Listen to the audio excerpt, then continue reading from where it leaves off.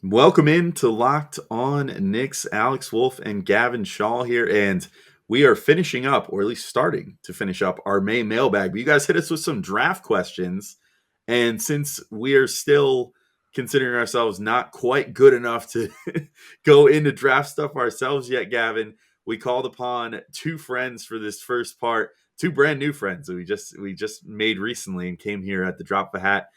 We had Albert Ghim and Corey Tulaba of No Ceilings and the Draftdaq podcast. And I think this first episode is a big winner. Yeah, we only needed one question, and it was a great one. We are debating who we would take for the New York Knicks. Get ready for this. Jeremy Sochan, Tari Eason, Malaki Branham, Shaedon Sharpe, and your favorite, certainly Alex's favorite, Dyson Daniels. All that and more right now on Locked On Knicks. You are Locked On Knicks, your daily New York Knicks podcast, part of the Locked On Podcast Network, your team every day.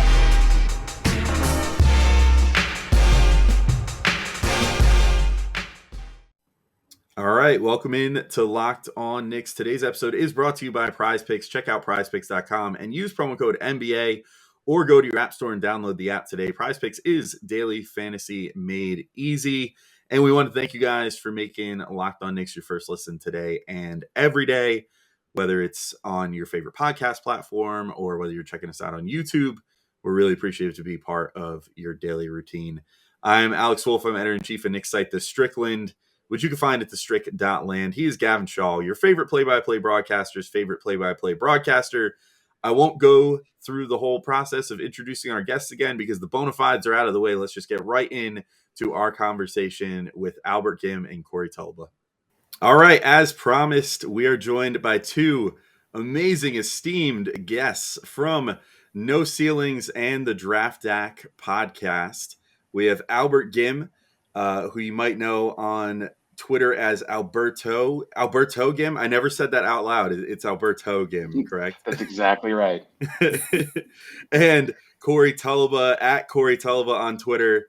How are you guys doing? How's you guys enjoying draft season so far? I feel like this is a very interesting draft to be evaluating, especially with a fledgling site like No Ceilings, where you guys are like going through your first draft process altogether.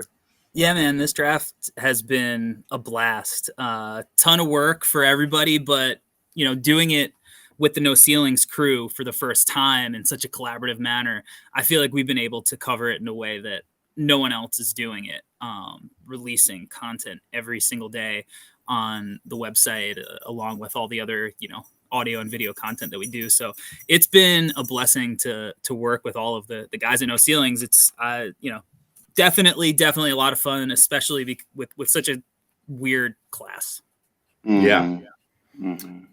It certainly is. And no better place to start. Which I'm sure we've introduced in the intro already, but we got a number of mailbag questions for our May mailbag. A bunch of those were draft questions, or at least a handful, maybe not a bunch. I don't know how to classify them. Whatever. 4 questions were draft questions. And so the first one I think is going to be just a whole episode because we're literally just going to use this as an opportunity to pick your guys' brains about all these various dudes. So Jordan Bub at Bub Jordan on Twitter, who by the way asked like half our mailbag questions. It was awesome. Legend. He was like, legend, absolute legend. Shout out Jordan. Production credit. Yeah, he gets a production credit on these episodes. Jordan wanted to know if you had to choose one player for the Knicks to draft, would it be A, Dyson Daniels, B, Jeremy Sochan, C, Tari Eason, D, Shaedon Sharpe, or E, Malaki Branham? Gavin and I have both made our love known for at least a couple of these guys already on the show.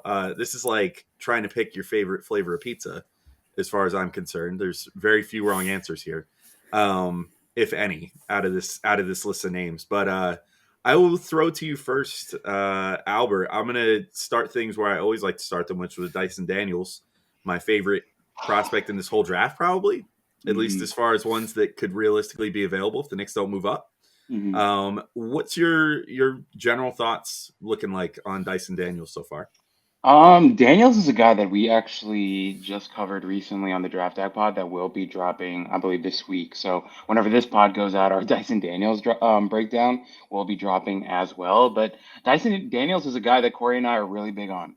He's a guy who played for the G League Ignite this season. He's supposedly being listed at 6'8", which is pretty insane. For your listeners out there who maybe aren't like super in tune with the draft right now. I think like a good player comp that I gave to Corey on our pod that I was really proud of. I generally give a lot of weird 90s comps on our pod. And the comp that I gave was Ron Harper. I think of Dyson Daniels as like a Ron Harper type. Got great size, can really pass the ball, is a developing shooter. He's really physical, like he's physically really, really strong. As we talked about, he's got a really long neck. He's one of these long neck, long torso guys, but he's got a really strong base. To be honest, I feel like as you know, if I could give a little intro on myself, I've been a Knicks fan for what am I turning 32 this year?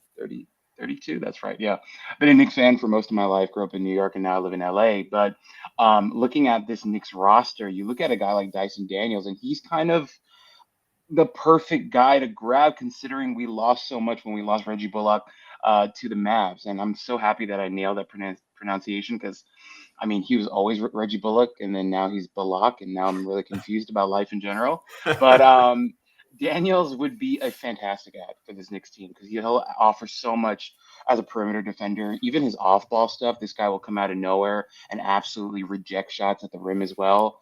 But overall, just a really versatile guy that I think would be a great pairing with RJ. We know how much our Knicks fans love RJ. He would be fantastic next to RJ. So that's like my really short or kind of long breakdown of Dyson Daniels. But if that helps, like I think thinking of Ron Harper and what he was like in the 90s might help you understand the type of player that Dyson Daniels is.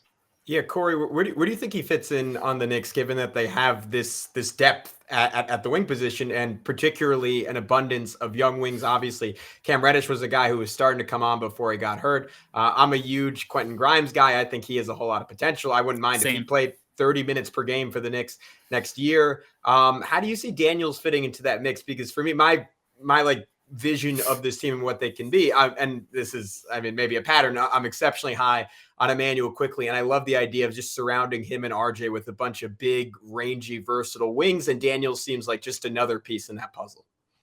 I actually think that Dyson Daniels is perfect because he solves a few issues that are on Knicks Nation's mind. One, the point guard situation. He did play point guard, and he can run the point guard position. And then two, you mentioned all of those wings. I actually think the Knicks need more wings. When I look at the Knicks roster, and a little background on me, I'm a born and bred New Yorker, but I'm not a Knicks fan, but I'm surrounded by Knicks fans in my life. Everybody, my family, my friends, they all love the Knicks. So, I harbor no ill will. I want them to be successful. That way everyone around me is happy. So I'm very familiar. And one of the things that I think a lot of the Knicks roster, one of the issues is that when you look at the NBA today, you see versatility and guys that can play multiple positions. And a lot of the Knicks, like big time rotation guys, are kind of one position players. When you look at like Julius Randle and Mitchell Robinson in the front court, Quickly, I think, even though he's, half of Knicks Nation thinks he's a point guard, half, believes that he isn't. Defensively, he's probably going to be a guy who's guarding one position in a high level game. Dyson Daniels can swing up and down a roster. He's going to guard 1 through 4. And then if you are going to play him with a Quickly, like he could play next to Emmanuel Quickly and they could share point guard duties. He could play with RJ and play off the ball when RJ's, running the offense, or he could be the one who's initiating sets. He could switch up and down. He could play with Cam Reddish. He could play with Quentin Grimes. I'm also a big Quentin Grimes fan. So I think that he's kind of like the perfect type of player that the Knicks should be targeting, which is multi-position, multifaceted, versatile guys who in a playoff setting going to be able to be played off the floor. I think when you look at like the Chicago Bulls, they were missing that connector in Lonzo Ball. That was a big reason that their season kind of went off the rails. You look at a guy like Derek White, like I think he brings a lot to a team like the Celtics, especially when his shot is falling. But those kind of guys, like that's what Dyson Daniels is in the modern NBA. So I think he's like, I think Tibbs would love him because he plays defense. He makes smart plays. He doesn't make a lot of mistakes. And then he's super young. He's got big positional size. So I'm a big fan of what he could bring to the New York Knicks. All right, we'll be right back to talk about Jeremy Sochan and why he could potentially be a great fit for the Knicks in this draft. But NBA fans, are you looking for a daily fantasy option for the NBA? You need to try the award-winning app Prize Picks. Prize Picks is daily fantasy made easy. I love this app, and I know you guys are going to love it too. Prize Picks is easy to use. You pick 2 to 5 players and an over-under on their projections, and you can win up to 10 times on any entry. And it's just you versus the projected numbers, not you versus a bunch of other players with thousands of dollars of resources and everything else, like some of those other daily fantasy apps. Entries can be made in 60 seconds or less. It really is that easy. PrizePicks is safe and offers fast withdrawals, and you can use the award-winning app on both the App Store and Google Play. There's a variety of options as well. You can pick any sort of props you can think of, from points scored to rebounds, even steals. You can also do mixed sport entries. So, like, you can bet, it's not basketball season at the moment, so a little tougher. But let's say that it hits that magical land where it's like football season and baseball season at the same time. You could bet Francisco Lindor home runs and also a touchdown from Breece Hall on the Jets on your same PrizePicks entry. All kinds of great options there. For a limited time, PrizePicks has an exclusive no-brainer of an offer for all of our users as well. Users can get $50 for free if a player in your first PrizePicks entry scores a single point, but you must use the code NBA. That's right. This is an exclusive offer available to Locked On fans. Sign up today and use the code NBA to get $50 for free if a player in your first PrizePicks entry scores a single point. And when you're putting some money down, you want to be thinking clearly. And if you want to be thinking clearly, you need to be as healthy as possible. And there's only one product, at least in my mind, that will get you there. And that is AG1. It's a product I use literally every day. I started taking AG1 because I was tired of throwing a bunch of supplements at the wall and trying to figure out, oh man, I have to take this much of this, this much of this, this much of this, and end up spending way too much money and way too much time figuring all that out. AG1 combines everything I need all in on one delicious tasting drink. So what is this stuff? With one delicious scoop of AG1, you're absorbing 75 high quality vitamins, minerals, whole food source superfoods, probiotics, and adaptogens to help start your day right. The special blend of ingredients supports your gut health, your nervous system, your immune system, your energy recovery, focus, and aging, all the things. I like to take it, sometimes right before a podcast, right before a broadcast. It just gives me like this very clear focus and energy. Doesn't give me anxiety like coffee would. It's kind of the perfect middle ground. And there's a whole lot of other reasons to like it. It's lifestyle friendly, whether you eat keto, paleo, vegan, dairy-free, or gluten-free. And it contains less than 1 gram of sugar with no GMOs, no nasty chemicals or artificial anything. And it costs less than $3 a day. Plus, they have over 7,000 5-star reviews. So right now, it's time to reclaim your health and arm your immune system with convenient daily nutrition. It's 1 scoop in a cup of water every day. That's it. No need for a million different pills and supplements to look out for your health. To make it easy, Athletic Greens is going to give you a free 1-year supply of immune-supporting vitamin D and 5 free travel packs with your first purchase. All you have to do is visit athleticgreens.com/NBA network. Again, that is athleticgreens.com/NBA network to take ownership over your health and pick up the ultimate daily nutritional insurance. Yeah, well, speaking of guys like that, I mean, we're going to keep things moving somewhat quickly so we can get to the ultimate question of ranking these guys by the end of this episode. But Jeremy Sochan, I think, in some ways ticks that box too. So I'm going to throw it right back to you before going to Albert for his opinion on Sochan. But he's a guy that I keep saying I need to look more into because everybody keeps telling me that he's a prospect that I would love based off my things that I love in prospects. I love like rangy dudes. I love dudes that play defense. I'm okay with someone that doesn't have their shot figured out just yet, as long as there's flashes of that. And it seems like Sochan is that as well. Now, granted, he doesn't. The reason I love Daniels is because, like you talked about, like he's played point guard before. Like he's done a little bit of everything, and he's got that that size of almost like a modern NBA power forward sort of, but is doing point guard stuff, or at least guard stuff, if not quite a point guard. I know, again, big point of contention among Knicks fans. What is a point guard? Are you Chris Paul or are you not? All right. But Sochan, kind of can do a little bit of that multi-positional defending stuff that you were mentioning. It seems like, that seems to be sort of his calling card, as well as just being like a great energy player, maybe a little bit of Obi Toppin in him to a degree, as far as a guy that just has a nonstop engine.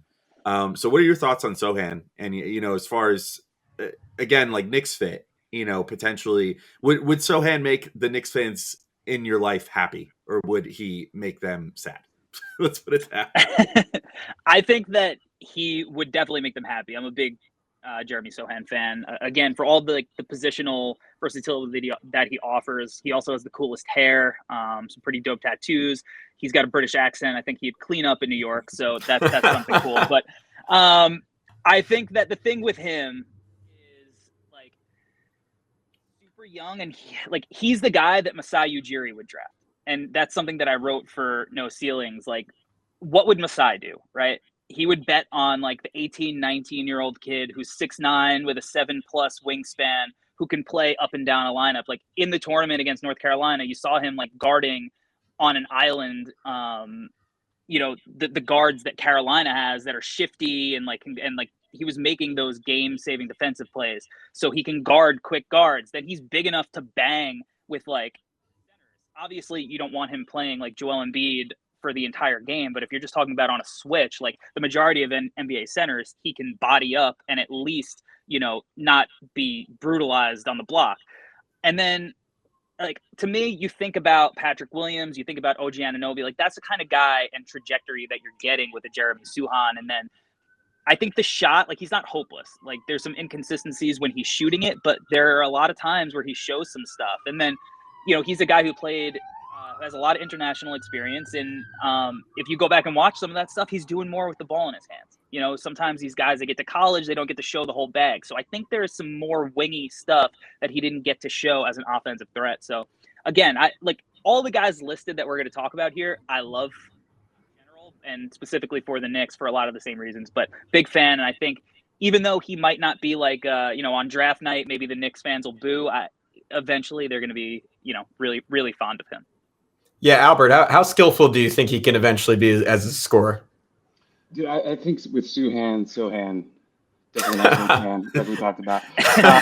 Sochan is a guy who I think, as Corey mentioned, he's going to offer so much versatility with him, and literally on both ends of the floor. Defensively, as Corey mentioned, he's got the side speed, length, everything that you want in a modern NBA defender. And now, of course, with NBA coaching and experience, that's only going to get better. Offensively, though, I mean, he's got stuff there. Though one of the first things that I remember saying about him when we covered him on our pod was he's not afraid. That's something that you want. Like us being New Yorkers, we know we don't like guys who are afraid of the big stage. We want guys who are totally unafraid. And Sochan is one of those guys. He's totally unafraid. He's not shy about putting the ball up. As Corey mentioned, his shot is a ways away. I would say, if compared to even like a Dyson Daniels, I think Daniels is much closer than Sochan is. But as Corey mentioned, it's not broken, right? As a ball handler, he's got good handle. He makes good reads. He's a good passer. Just once again, he's a modern NBA wing. And a lot of the guys that you mentioned, they're kind of right in that pocket of very, they're modern NBA wings. And I remember for a long time, we kept ending up with the 8th pick in the draft, and we ended up with some guys that didn't really pan out, whether it was Kevin Knox or Frank Ntilikina or whoever, right? But if we end up in that like 10 to 12 range this year, I feel like this is the year where you kind of want to be in that range, because there are going to be so many options there that are going to be enticing, that will modernize this Knicks team, as Corey mentioned, because we need more versatility. That's what it is. Look at the playoffs. Look at the Suns. Look at all the wings that they can throw out there, right? I actually really like that Clippers team this year. If Kawhi ever came back and PG was healthy, they had like a million different wings that they could throw out. Even like Amir Coffey was out there getting good minutes. So when I look at this Knicks team, I just feel like we need more versatility, and a guy like Sochan who can do things with the ball in his hands and without, and then will offer you so much defensively. That's the type of guy you want to add to this Knicks roster. Just want to throw out real quick, Frank Ntilikina. Playoff minutes right now. Oh yeah. Was he a failed pick, or did the Knicks fail Frank? Who's to say? God. Yeah, had to get that in. All right, guys, we will come back one more time with Albert and Corey to discuss Shaedon Sharpe and Malaki Branham. But before we do that, got to tell you how to make some money, because I owe that to you guys. You listen every day. You deserve it. Our partners at BetOnline continue to be the #1 source for all your betting needs and sports info. You can find all the latest odds, news, and sports developments, including this year's basketball playoffs, Major League Baseball scores, fights, and even next season's NFL futures. They currently have up some fantastic NBA futures, including your NBA champion. The team I like the most, or the one that I would be most likely to put money on, are the Dallas Mavericks. They are 18-1 favorites. I think there's a chance. I know Giannis is a great case. There's a chance that Luka Doncic is the best player in the world and that he could prove it over the next month and a half. I mean, he's flanked by a whole lot of former Knicks. I wouldn't consider it likely that Dallas wins the title, but I think the odds should actually be better than 18-1 now that they've tied things up with the Phoenix Suns. BetOnline is your continued source for all your sports wagering information, from live betting to playoffs, esports, and more. So head to the website today or use your mobile device to learn more about the trends in action. BetOnline, where the game starts. But Albert, I'll throw it right back to you, because Tari Eason, I think, is another guy right in that mold that you're talking about. And it seems to almost be like, to use a different food analogy than Alex, what's your favorite flavor of ice cream between him and Jeremy Sochan, and like between which one you like? And obviously there's some overlap there, but they certainly both bring some different stuff to the table. Yeah, I mean, to be honest, I think people are really going to compare, like, all these wings are so similar. They all have their weaknesses. I feel like Eason, though, I like his jump shot more than other people may like his jump shot. The form looks pretty good to me. The thing with Eason, though, that even watching him in like that SEC tournament, this is my own personal opinion, of course. I felt like he disappeared at times. I didn't think he was popping off the screen as much and as active as other guys. Now, of course, context is also really, really important. That LSU team, I mean, we saw what happened after the season when they let their coach go and everyone ended up leaving. And I don't know, do they have like 3 guys left on that roster? So there seems to be a lot going on, or a lot was going on with that LSU team. But Eason is a guy that, look, once again, you start watching YouTube highlights of this guy, you're going to fall in love. He's got all the measurables. He's a big dude, 6'8", good length. You see it, you'll see it on tape too. He can do different things with the ball. It's just, for me, I think is it a refinement thing? I don't know. And I actually, Corey and I have actually never talked about Tari, I think. But for me, I personally would lean a little bit more towards a Dyson Daniels or Jeremy Sochan over a Tari Eason.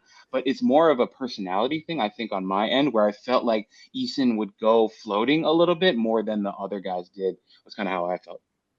Yeah, so my big thing that draws me to Tari is I love guys that put together stocks, that put together like events like that, and he and Keegan Murray are like the 2 stock kings in this draft, right? Like they both generated tons of blocks, tons of steals. I think Murray, obviously, he's probably going to be a top 10 pick because he's just, I think, a much more complete scorer, which, you obviously have those questions with Eason. But this is what I've been curious about with Eason, and I'll throw this to you, Corey. I look at the numbers and I'm like, man, he really did a little bit of everything on the defensive end. Like he clearly offered in some way some form of rim protection, because you don't put up the type of block numbers that he did without doing that at least to some degree. My question to you is, do you think there is any world where he would be good enough at that Tom Thibodeau would be convinced enough to play him and Obi Toppin together?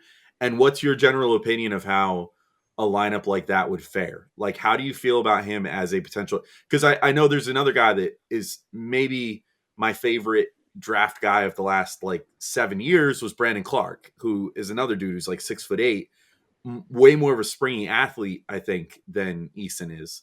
But like similar sort of, was generating tons of stocks. His was more on the block end, whereas Eason generated a lot of steals. But still, I just feel like there's something to that mold of player right now, where if you can trot someone out there who can hold their own enough on the defensive end, but gives you a way faster player that can blow by a traditional center, I think that's a really valuable archetype right now. So how do you feel about him as a potential small ball 5? I guess is just how I'll put it. See, Eason's a little bit more wingy than a guy like Brandon Clark. Like when you ask, like, can he play with Obi Toppin?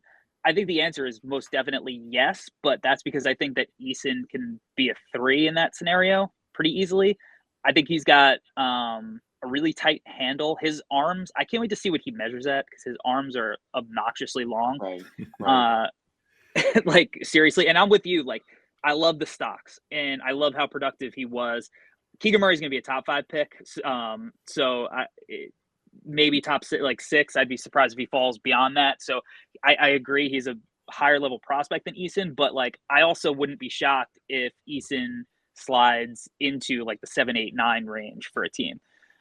Because he was so productive and he's doing this all off the bench. Like he was like putting up absurd numbers in like 22 minutes a game. I don't know why he wasn't playing more. Again, Albert explained it was a weird situation at LSU, but he was just wildly productive. Now he's a little bit older than some of the other prospects that we've talked about. I think he's 21, closing in on 22. So that certainly helps the productive part of what he did. But he's a guy that's going to play multiple positions. He's going to guard multiple positions. You don't have to worry about him if he gets switched onto a big. You don't have to worry about him if he gets switched out on the perimeter on a guard. That's what the Knicks need. So Eason is a guy that I think I'm a little bit higher on than some of my other like no ceilings teammates, because I could really see him with the right developmental trajectory turning into an all-star. Like I really can. Like in a lot of ways, I feel like he is what the Knicks fans want Cam Reddish to ultimately turn out to, but Cam Reddish also hasn't gotten better since high school. So, you know, I don't want to break any hearts, but you know, Cam to me feels like he is who he is, and that doesn't mean that he can't be a productive player, right? Like he still offers a lot defensively, and you know he can knock down shots and whatnot. But like Tari Eason, I feel like ultimately has a better chance of reaching whatever the ceiling that we kind of think Cam can get to now. Yeah, I'll take it in a guard direction for our last 2 guys. It's a little compare and contrast for you guys, Shaedon Sharpe and Malaki Branham. And to me, there's a clear consensus on who everyone prefers, right? Sharpe, most overwhelmingly likely to be gone if the Knicks don't move up in the draft. I really can't imagine a scenario where he reaches 11. While Branham, some people would consider a little bit of a reach at 11. I'm personally a huge fan of his game. And I'm curious what you guys think of the 2 of them, because obviously Sharpe is sort of the mystery box, right? Didn't play a second of college basketball, while Branham's this guy who was, at least by NBA draft lottery standards, not particularly highly rated as a recruit. I think ESPN had him 34 or 35th in the country, but does have this pretty good track record, like hyper efficient season in arguably the toughest conference in America, had a monster NCAA tournament game. I'll throw it to you first, Albert. What do you think of those 2 guys? Well, okay, when we're talking about Brandon's a guy I've loved for a long time. And Brandon, the thing with him, the shot making is silly. Like it's actually insane. And I loved what you said, Gavin. He was a freshman and he was just going and getting buckets. And it's not like he was inefficient about it. He was unbelievable as a freshman. I think he averaged like 13, 14 points a game, good efficiency. And you see it. And the thing that I love, and this is me, I think Corey and I, we've talked about this a lot in the past too. Like you watch playoff basketball where things slow down. You need guys who can go and get a bucket in the mid range. And Malaki Branham is going to live there. He's going to be so good just scoring from the mid range, but he can also extend it out to 3. He's an unbelievable shooter. But here's the thing with him that I believe one of our no ceilings cohorts they were talking about recently. His playmaking out of the pick and roll is fantastic as well. So we're talking about a guy who's going to come in and just from day one going to be able to go and get buckets, but is also a high level playmaker out of the pick and roll. What kind of team would not like that? I think for me currently on my big board, I have him at number 10. So if he's there at 10, 11, 12, wherever we end up, even in the top 10, like 8, 9, whatever, there's no issue with taking a guy like Branham because he's going to offer so much from day one at such a young age. So Branham is a guy that I absolutely love and I think would be a great addition to this Knicks team because he's a guy who can create for himself. He's going to go and get buckets by himself and he doesn't need to rely on anyone, making those opportunities for him. So I think he'd be a great fit. Corey, throw that right to you. What do you think about Branham and Sharpe as prospects? Yeah, I love Branham. One of my regrets from scouting this year is, I saw a lot of the Big Ten guys live this year, and I coach out on the island, and we had a playoff game on the day that Rutgers played Ohio State. So I was really upset that I didn't get to see him and EJ Liddell live, but I love him. The guy's always shot ready. Like with or without the ball in his hands, he contributes. I think that he's going to be kind of like a little bit shorter version of Chris Middleton, to where like he's just a perfect complementary piece. And again, like if you need him to get a bucket, he absolutely can do that. But if you need him to play off your stars and spread the floor, like he can also do a killer job of doing that too. So it's super easy to fit him into a lineup. I think, I had him at 8 or 9 maybe on my big board. Like I just love him. He's unbelievably efficient. He is just an absolute sniper from behind the arc, and it's so easy to see how his game's going to translate. And he's super young, with Sharpe, look, the unknown thing is obviously it's hard because if you look at Peyton Watson from UCLA, Patrick Baldwin Jr., Jaden Hardy, like these are all guys who also came into the year with all of this pre-draft hype, and now it's like some of them might get drafted in the 20s, some might go in the second round, so you never know what you're getting. With that said, I currently have Sharpe 3rd on my board overall, because I think when you do watch his film, there is a smoothness, and how he gets to his shot is there's an effortlessness to it that you can just tell, like the way he moves kinesthetically is special. And that's like ignoring the fact that he's an obnoxious leaper and he has this crazy bounce.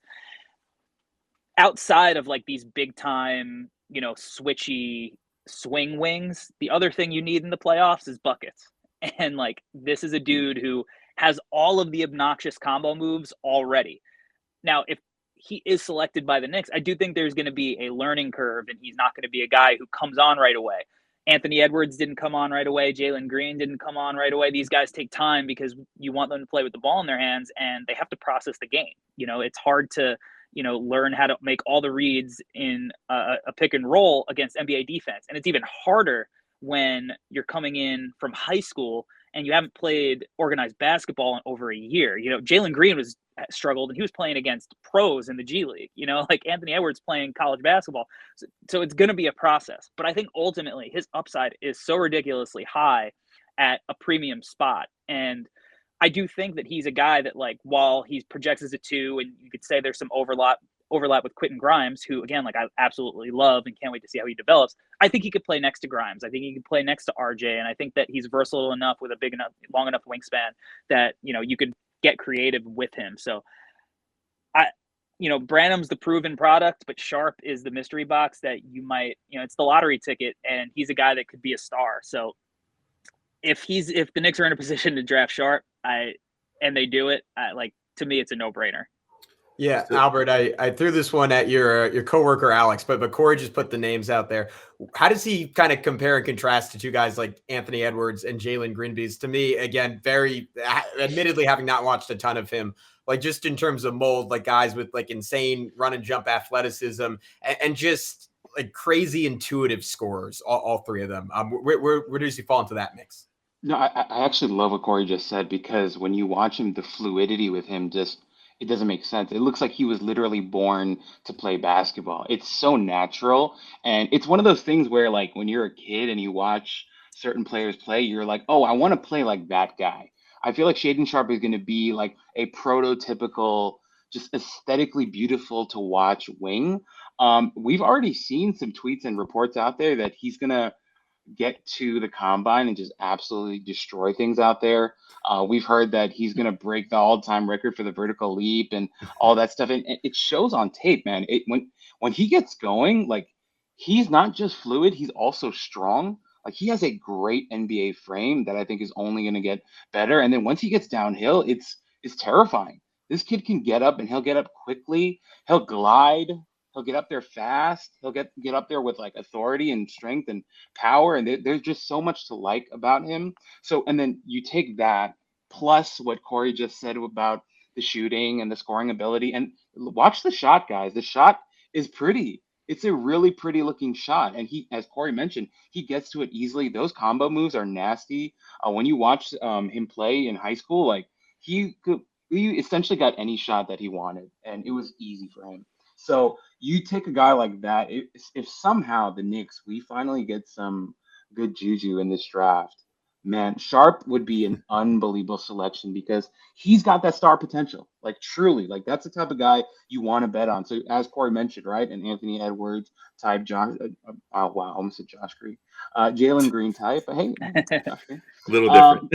Yeah, a little different. But if you've got a shot to get a wing like that, you kind of have to take it. And as Corey mentioned, I could see him playing with Grimes and RJ no problem because Sharpe is a guy who can shoot off the catch as well, and he's only going to get better. So he's a guy that I'm absolutely in love with as well. I have him fifth on my board currently, but that should tell you guys. I mean, if you're a Knicks fan and you're not too familiar with the draft yet, watch a guy like Sharpe and he'll kind of blow you away.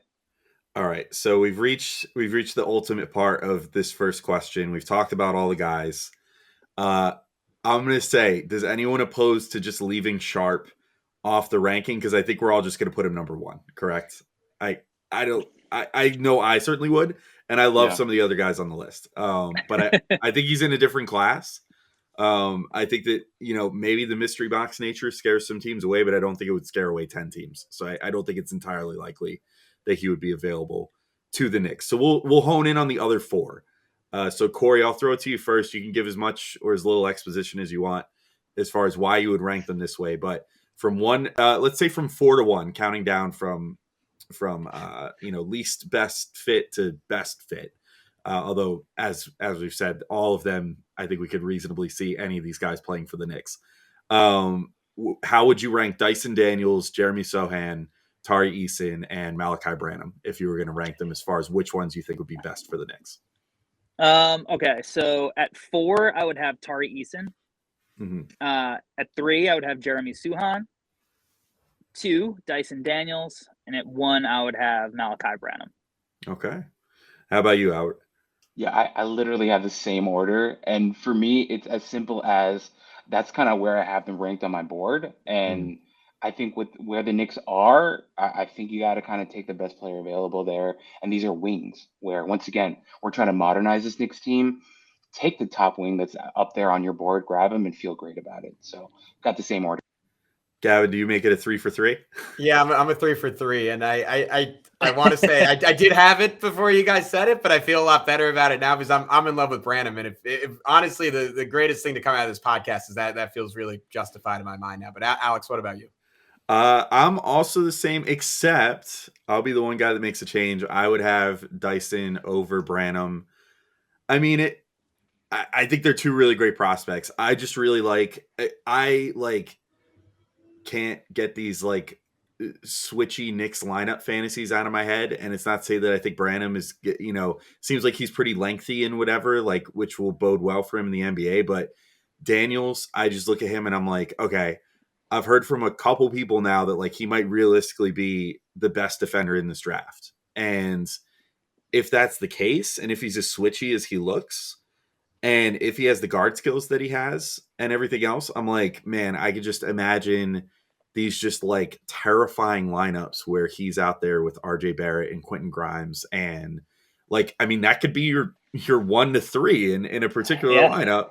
And that's horrifying for opposing teams. That is really, really scary. That's a really good defensive front line there. And then leaving, potentially Mitchell Robinson in the middle to clean up, any small little cracks in the dam there. That's pretty awesome to me. So I think that's why he shot 41.5% from 3 over the last 10 games as well. Yeah. So I try not to read. He can shoot it too. Yeah, he can. When it looks on, it looks on. It seems like at this point he's still figuring out the consistency. But hey, even if he turns into a 35% 3-point shooter and he can do it, off the dribble and off the catch, I think that's a damn good player. But guys, we're recording this all at once, but this is going to be a 2-parter. I want to just give you guys the floor real quick to promote, yourselves and the podcast for the end of this first episode. And then obviously if people tune in tomorrow, they'll be able to hear you guys again. But did you want to just, I'll throw it to you first. Corey, do you want to let everybody know where to find you on Twitter and all that good stuff?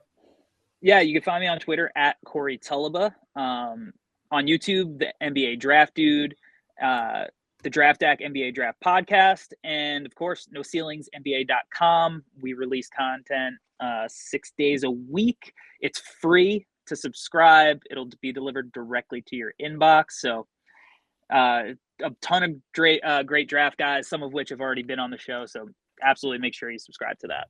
We're really making the rounds. And Albert, do you want to let everybody know where to find you as well? For sure, you can find me on Twitter at Alberto Ghim. The toe is like the toe on your foot. It's a weird email address that my friend gave me back in high school, and I just never got rid of it. And then I just applied it to my Twitter account when I was in college. So that's the really interesting story behind that. You can also find me as the co-host of the Draftdaq NBA Draft Podcast with Corey, also part of the No Ceilings Collective. Our No Ceilings, we also have a YouTube channel. Corey, correct me if I'm wrong. I believe it's No Ceilings TV, right, on YouTube. That is correct. That is correct. Yeah, you'll find all kinds of content. Our podcast videos are on that channel as well. But yeah, that's pretty much it about me. Cool. All right. Well, thanks so much for being on for this part, guys. But as we said, we'll be back with another part tomorrow with Albert and Corey talking about 3 other questions that came up for the May mailbag and some more, I would say, broad strokes draft talk rather than this focused discussion. So tune in tomorrow. We'll be back. But until next time, thank you all for listening. Peace out. Talk to you all soon.